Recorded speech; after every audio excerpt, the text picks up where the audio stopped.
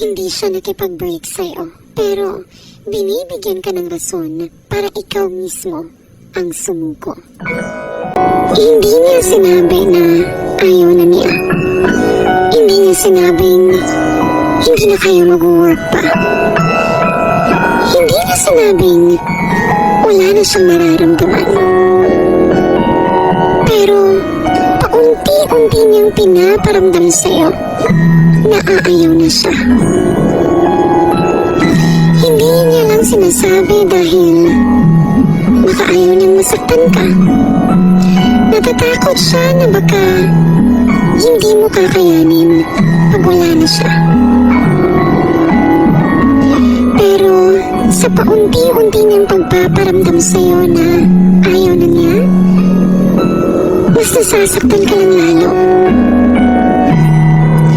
Hindi ka nga niya iniwan ngayon, pero pinaparamdam niya naman sa'yo na wala na siyang gana, na wala na siyang pakipa. Kaya mahirap pag ganito dahil araw-araw mo rin tatanungin yung sarili mo kung may pagkukulang ka ba sa kanya.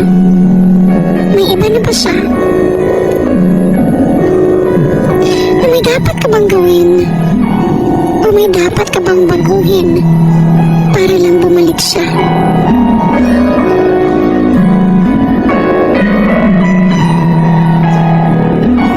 Kahit na ang tanging alam mo naman ay hindi ka talaga nagkulang. Nagmahal ka lang naman. Nagtsaga ka sa kanya. Hindi nga siya nakipag-break, pero pinaparamdam niya naman sa'yo araw-araw na dapat mo na siyang sukuan.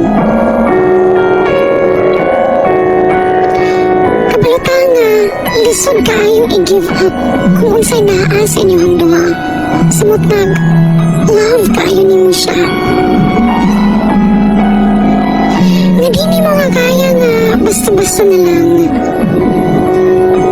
na mawala siya sa imo. Kay grabe ang imong pagsalig sa iyong mga pangako sa una na hantod-hantod kamuraging duha sa usag-usa.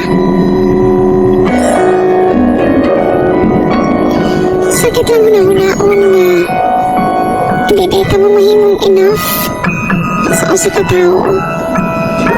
Mahal kung sa ka maayo kahit minahal pa natin sila ng todo. Ang sakit lang batang apart. Kaya ka nang wala niya gistorya diretso sa imo ha. Nagdihi na dahil siya. Kung ipantos pa kaniya hantod sa ikaw na ang mabuhi sa iya. Let's remember that you cannot change things by loving them harder. Masakit, pero yan yung totoo. And if there will be someone who can't see your worth, don't let it be you.